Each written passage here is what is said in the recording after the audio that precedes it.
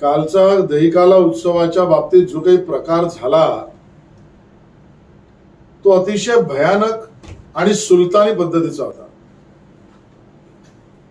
गोविंदांना notice काय, धरपकड काय, बळाचा वापर काय, अटक काय,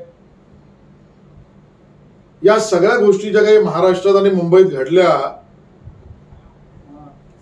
त्या जणू काही सुलतानी पद्धतीच्याच होत्या, अशा पद्धतीचं चित्र होतं। माननीय मुख्यमंत्री महोदयांना आम्ही आठवण करून पाहतो किंवा आठवण करून देतो। अहो, ज्या वेळेला सचिन वाझेचा प्रश्न सभागृहात मांडला, करोडोची वसुली केल्यानंतर सुद्धा ज्या वेळेला प्रश्न उपस्थित केला तेव्हा तुम्ही म्हणालात सचिन वाझे काही लादे नाही का? मग आमचा सवाल आहे तुम्हाला,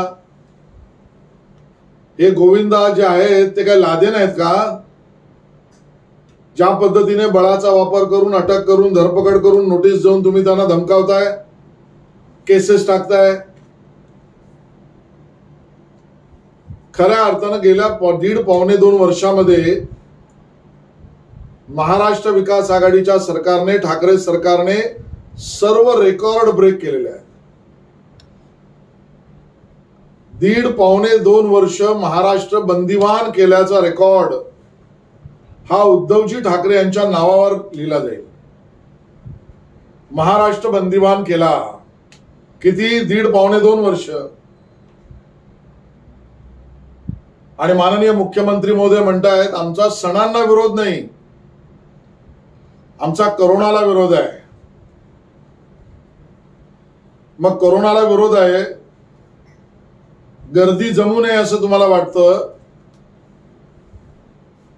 तर मग मुंबईतले आणि राज्यातले रेस्टॉरंट्स, पब, डिस्को, बार हे का चालू आहेत?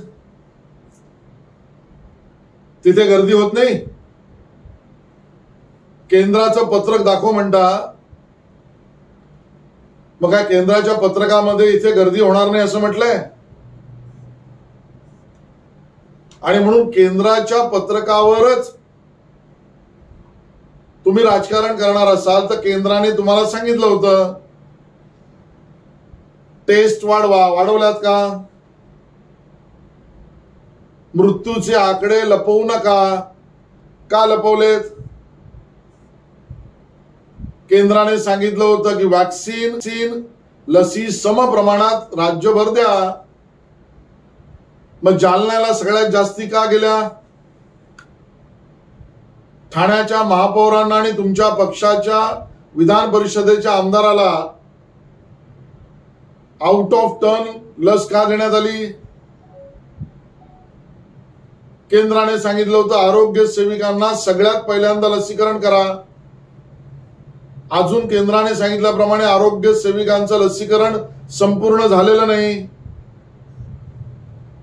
आणि त्यामुळे सिलेक्टिव्ह राजकारण करू नका।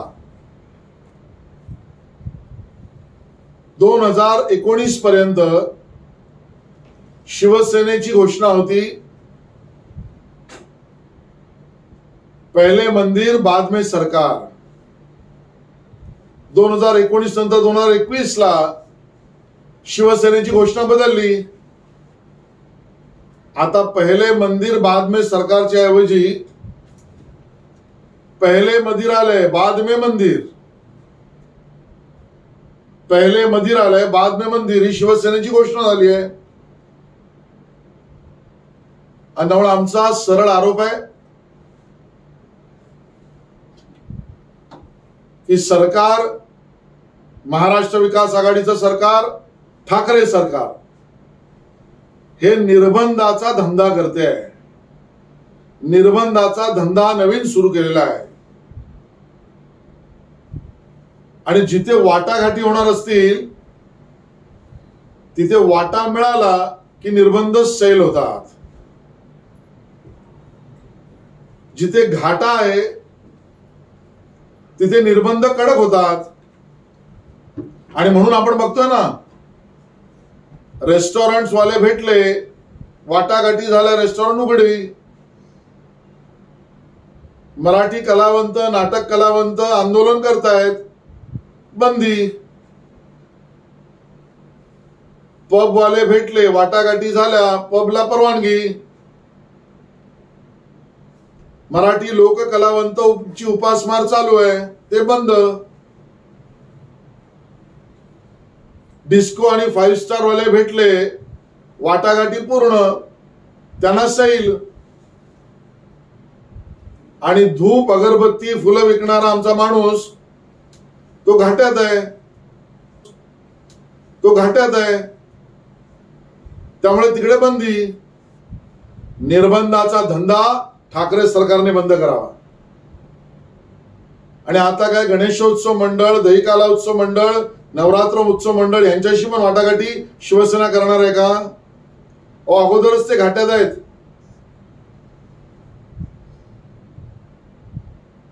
माझी माहिती स्पष्ट सांगतोय, किंबहुना माझा आरोपच आहे, आजही आजच्या घडीला राज्यातली थिएटर्स सुरू करण्यासाठी सत्ताधारी महाराष्ट्र विकास आघाडीतला एक राज्यसभा सदस्याचा जावई सरकारच्या वतीने वाटाघाटी करतोय. एक एक सेक्टर वाटाघाटीने निर्बंधातनं बाहेर काढू हा धंदा चालू आहे. शिवसेनेच्या राज्यसभा सदस्याचा जावयाने धंदे बंद करावे, वाटाघाटी करा, मग थिएटर सुरू करू. या पद्धतीच्या निर्बंधाच्या आम्ही विरोधात आहोत. आणि स्वतंत्रता आंदोलनाबद्दल तर मुख्यमंत्री महोदयांनी बोलूच नाही. काल बोलले, हे काय स्वतंत्रता आंदोलन आहे का? मुख्यमंत्री महोदय, हात जोडून विनंती आहे, स्वतंत्रता आंदोलनाबद्दल तुम्ही बिलकुल बोलू नका. अगोदर 50 वेळा नाही 75 वेळा हा भारताचा अमृत महोत्सव आहे, हा भारताचा अमृत महोत्सव आहे, हे 75 वेळा आधी बोला, मग स्वतंत्रता व स्वतंत्रता आंदोलनाबद्दल बोला. आणि त्यामुळे भारतीय जनता पार्टी कोरोनाचा प्रादुर्भाव रोखण्याच्या सरकारच्या भूमिकेच्या बाजूने आहे. पण निर्बंधामध्ये वाटाघाटी करून निर्बंधाचा धंदा करण्याच्या सिलेक्टिव्ह कामामध्ये आम्ही बरोबर नाही, आम्ही विरोधात आहोत. आणि म्हणून नियमावली करून मंदिरे उघडा, प्रादुर्भाव वाढणार नाही याची काळजी घेऊन त्याचे नियम करून गणेशोत्सव साजरा करू द्या. हिंदू सणांवरचं आक्रमण बंद करा. एका विशिष्ट वर्गाची मतं मिळायला लागल्यापासून गेल्या 3-4 वर्षापासून शिवसेनेने काम सुरू केलंय. आणि त्याची सुरुवात बेरामपाड्यापासून आहे. बेरामपाड्यामध्ये शिवसेनेचा नगरसेवक निवडून आला आणि आता सर्वेमध्ये विशिष्ट वर्गाची मतं मिळत आहेत म्हटल्यावर पासून गेल्या 3-4 वर्षापासून शिवसेनेने काम सुरू केलंय. आणि त्याची सुरुवात बेरामपाड्यापासून आहे. बेरामपाड्यामध्ये शिवसेनेचा नगरसेवक निवडून आला आणि आता सर्वेमध्ये विशिष्ट वर्गाची मतं मिळत आहेत म्हटल्यावर दादर प्रभादेवी ते संपूर्ण राज्यातील वारकऱ्यांपासून गोविंदापर्यंतवरची बंदी वाढत चालली आहे. आणि त्यामुळे विशिष्ट वर्गाचं लांगुल चालन हे शिवसेनेचं नवीन ब्रीदवाक्य आहे. तुमचं राजकारण तुम्हाला लखलाभ, सामान्य जनतेसाठी आम्ही आवाज उठवत राहू. आज केवळ मी इशारा दिलाय, समझने वाले को इशारा काफी है. त्यांनी हे धंदे बंद नाही केले तर त्यांचं रेकॉर्डिंग सुद्धा बाहेर काढू. त्याचबरोबर मनसे आणि शिवसेना पहिल्यांदा मंदिरांसाठीचा शंखनाद हा भाजपने केला, त्यानंतर आता शंखनाद मंदिर उघडण्यासाठी मनसे करणार आहे. दहीहंडीचा प्रश्न देखील तशाच प्रकारे. कोण पूरक म्हणाला तुम्ही? भाजप आणि मनसे. मला असं वाटतं कुठल्याही देशभक्त, उत्सवप्रिय, महाराष्ट्राच्या संस्कृतीवर प्रेम करणाऱ्या कुठल्याही पक्षाला आणि कुठल्याही नेत्याला भाजपची भूमिका ही योग्यच वाटेल. आज मनसेला वाटते, आम्हाला त्याचा आनंद आहे. महागाई वाढत चालली आहे. स्वयंपाकघरातला गॅस आज 25 रुपयांनी पुन्हा महाग आहे. महानगर गॅसचं जाळं गेल्या 7 वर्षामध्ये मुंबईमध्ये आम्ही 32% वाढवलंय. महानगर गॅसच्या माध्यमातून केंद्र सरकार मुंबईमध्ये 2014 पूर्वी असलेल्यापेक्षा 32% वाढ करून स्वस्तातला गॅस देते. याची भूमिका आणि आकडे लक्षात ठेवावे. पण ग्रामीण भागातल्या लोकांचं काय, सर्वसामान्य लोकांचं जे धोरण केंद्र सरकारचं आहे त्यामध्ये उज्ज्वला गॅसच्या ग्रामीण भागात मोफतची गॅस पुरवण्याची योजना 8 करोड लोकांना देशात आणि राज्यात 1 करोड ही भाजपनेच आणली. ही आपण लक्षात घ्या. पण त्या उज्ज्वला गॅस धारकांना देखील तेवढ्याच प्राइसने गॅस खरेदी करावा लागतोय. करोनाच्या काळात तर गेल्या 7 महिन्यात मोफतच दिला जातोय आणि त्यामुळे केवळ राजकारणापुरता राजकारणी धंदे काँग्रेस, राष्ट्रवादी, शिवसेनेने बंद करावेत. त्यांना सामान्यांची चिंता असेल तर जशी केंद्र सरकार उज्ज्वला गॅस देते, केंद्र सरकार महानगर गॅस देते, तशी काही योजना आणावी. किंबहुना सगळ्यात जास्त टॅक्सेस पेट्रोल आणि डिझेलवरचे राज्यांचे आहेत. त्यामध्ये जसं तामिळनाडूने केलं तशी सूट देण्याचा विचार करावा. अशी सिलेंडरच्या बाबतीत एक प्रश्न आहे की शहरी भागात, ग्रामीण भागात तर आहे, शहरी भागात सुद्धा लोकांना फटका बसतोय. चुकलेला नाहीये. तुमच्या घरात सुद्धा याची काही ओढ पडली आहे का किंवा ओरड होते? केंद्र सरकारची योजना ही आज नाही 2014ला जनतेसमोर स्पष्ट केलेली आहे आणि त्यामुळे आंतरराष्ट्रीय मानकाप्रमाणे पेट्रोल, डिझेल, गॅसचे भाव हे लपून छपून सरकारी योजनेसाठी किंवा भ्रष्टाचारासाठी केलेले नाहीत आणि त्यामुळे जनतेला याबद्दलची इत्थंभूत माहिती दिलेली आहे. जनतेने सरकारवर विश्वास ठेवावा असंच मी विनंती करेन. अशी जी संजय राऊत यांच्या सुरक्षेत वाढ करण्यात आली, कारण पुढे पुढे तेच दिसत आहेत आणि त्यामुळे एका अर्थाने शिवसेना पक्षाचं नेतृत्व समर्थपणे ते करताना दिसत आहेत. मग भीती माझ्यासारख्याच्या मनात एक आहे की ते संपादकही आहेत, आमचे मित्रही आहेत. धोक्याबद्दल सुरक्षा वाढवताना सरकारी यंत्रणांनी त्यांना धोका कोणापासून आहे? आमचं म्हणणं अंतर्गत शत्रूपासून आहे, हे स्पष्ट करावं. त्याचबरोबर भाजप आमदार जीवननाथ घोडे जे आहेत त्यांनी एक स्टेटमेंट केलेलं आहे रामाच्या संदर्भात की रामाची नियतमध्ये खोट होती अशा प्रकारची, ज्याला आपण इंग्लिशमध्ये स्लीपिंग टंग, जीभ घसरणं म्हणतात. भाषणाच्या ओघामध्ये असं झालंय खरंय, पण त्यांनी लगेच संपूर्ण क्लिप बघितल्यावर लक्षात येतं त्यांनी त्यांची चूक मान्य केली, माफी मागितली आणि तिथेच करेक्ट केली. ज्यांना कट कारस्थानाचं काम आहे त्यांनी जी कट केली आहे स्लीप, त्यांची नियत मध्ये खोट आहे. त्याचबरोबर केंद्राकडून वारंवार राज्य सरकारकडून सांगितले जाते की केंद्राकडून जे पत्र आलेलं आहे त्यामार्फतच आम्ही जे सण आहेत त्यांच्यावर निर्बंध घातलेले आहेत. तुम्ही दुसऱ्या भाजप शासित राज्यामध्ये गेला तर तिथली मंदिरं मात्र बंद आहेत. मग महाराष्ट्रातली मंदिरं उघडण्यासाठीचा भाजपचा राजकीय खेळ का? खरं अन्य राज्यांनी सुद्धा केंद्राच्या परिपत्रकानुसार काम केल्यामुळे तिथे कोरोना मर्यादेमध्ये आला. महाराष्ट्रात दुर्दैवाने मृत्यूचे आकडे, प्रादुर्भावाचा दर, कोरोनातल्या मृत्यूंची संख्या या सगळ्यांमधली जी बनवाबनवी झाली ती केंद्राचे आदेश पाळले असते तर झाली नसती. आणि त्यामुळे काही झालं की केंद्राकडे बोट दाखव, पैसा नाही केंद्राकडे बोट, जीएसटी नाही केंद्राकडे बोट, आता हे सुद्धा केंद्राकडे बोट. स्वतःच काहीतरी ठाकरे सरकारकडे आहे का? आणि त्यामुळे केंद्राच्या परिपत्रकामध्ये जसं मी सांगितलं ते डिस्को, पब, बार यांना काही सूट नाहीये, तिथे गर्दी होत नाही. त्यामुळे सिलेक्टिव्ह अशा पद्धतीने केंद्राच्या पत्रकाचा उपयोग करून राजकारण ठाकरे सरकारने करू नये. थोडक्यात हिंदीमध्ये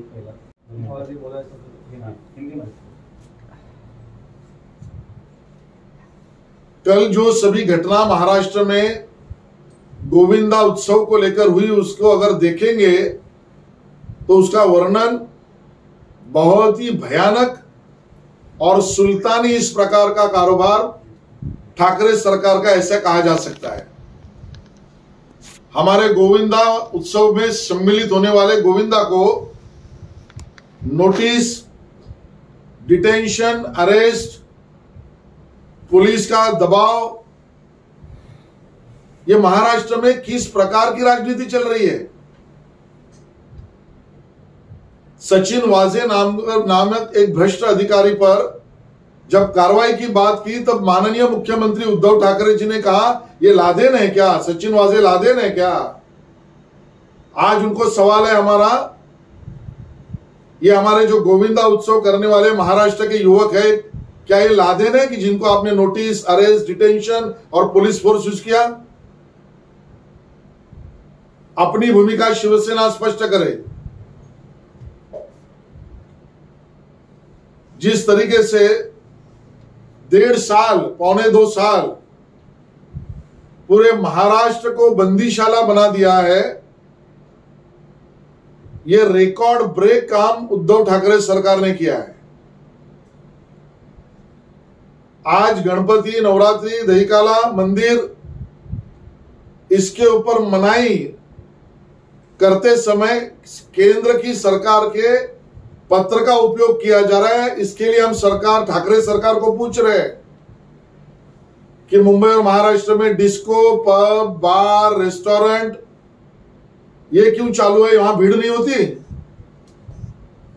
सिर्फ हिंदू फेस्टिवल्स के कारण ही भीड़ होती है, पब, डिस्को के कारण भीड़ नहीं होती, वहां कोरोना नहीं फैलता। ये कौन सी बात सरकार कह रही है। केंद्र के निर्देशों का पालन पूरा करना चाहिए था। अगर वो पूरा किया होता तो अब तक अन्य राज्यों की तुलना में महाराष्ट्र में कोरोना के स्प्रेडिंग का रेट और फैटल रेट, मृत्यु का दर, यह अन्य राज्यों की तुलना में कम होता। केंद्र ने पहले आपको कहा था कि भाई कोरोना में मृत्यु मुखी दुर्भाग्य से हुए लोगों के आंकड़े छुपाओ मत, आपने क्यों छुपाए। केंद्र सरकार ने कहा था कि वैक्सीनेशन हमारी हेल्थ वर्कर्स को सबसे पहले होना चाहिए। अभी तक हेल्थ वर्कर्स का वैक्सीनेशन 100% नहीं हुआ, केंद्र का क्यों नहीं सुना। केंद्र सरकार ने स्वयं कहा था कि वैक्सीन का इक्वल डिस्ट्रीब्यूशन हो, सबसे ज्यादा लातूर और जालना में क्यों गई, केंद्र ने लेटर भी भेजा। सभी आयु गटों को उस प्रकार से वैक्सीन देने चाहिए, केंद्र की धोरण स्पष्ट थी। फिर भी थाना के महापौर को आउट ऑफ टर्न, शिवसेना के एमएलसी को out of turn, India bull के लोगों को आउट ऑफ टर्न, केंद्र की गाइडलाइन को छोड़कर क्यों किया। तो अपनी राजनीति के लिए केंद्र के गाइडलाइन का उपयोग करना यह भगोड़ापन है शिवसेना के, ठाकरे सरकार का। हमारा आरोप है कि जहां तक लेन देन की चर्चा होती है वहां पर ही कोरोना के इस निर्बंधों को छोड़ दिया जाता है। और उसके के कारण जब रेस्टोरेंट के एसोसिएशन या रेस्टोरेंट के लोग मिले तब रेस्टोरेंट बाहर, उनको रिस्ट्रिक्शन से बाहर निकाला। लेकिन हमारे जो मराठी ड्रामा के कलाकार है वो आंदोलन कर रहे हैं, उनको नहीं बाहर निकाला, उनके लिए सुविधा नहीं की। पब और डिस्को के लोग मिले, लेन देन हुई, उनको छूट मिली। लेकिन हमारे लोक कलावंत और फूल अगरबत्ती बेचने वाले लोग ये लेन देन में नहीं आ सकते, तो उनको रिस्ट्रिक्शन। और इसके लिए हमारा सीधा आरोप है कि निर्बंधों का धंधा ये ठाकरे सरकार कर रही है। जहां पर बातचीत और लेन देन उनको छोड़ दिया जाएगा, जहां लेन देन नहीं उनको अंदर रिस्ट्रिक्शन किया जाएगा।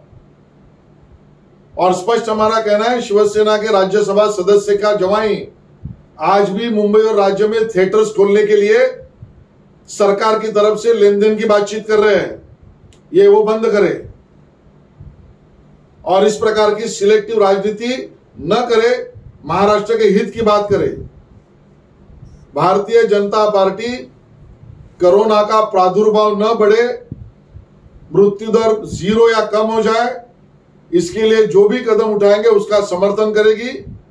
लेकिन कोरोना का नाम लेकर निर्बंधों का धंधा या लेन देन की बातचीत और उसमें से रिस्ट्रिक्शन फ्री करना, इस प्रकार के धंधों में साथ नहीं देगी, इसका आंदोलन करेगी। कोरोना का प्रादुर्भाव न बढ़े, मृत्यु दर 0 या कम हो जाए, इसके लिए जो भी कदम उठाएंगे उसका समर्थन करेगी। लेकिन कोरोना का नाम लेकर निर्बंधों का धंधा या लेन देन की बातचीत और उसमें से रिस्ट्रिक्शन फ्री करना, इस प्रकार के धंधों में साथ नहीं देगी, इसका आंदोलन करेगी। सभी कानून में रह के नियमों को बनाकर प्रादुर्भाव न बढ़े, इस प्रकार से मंदिर को भी खोला जाए और गणेशोत्सव भी करने की परवानगी मिले, हमारी मांग है।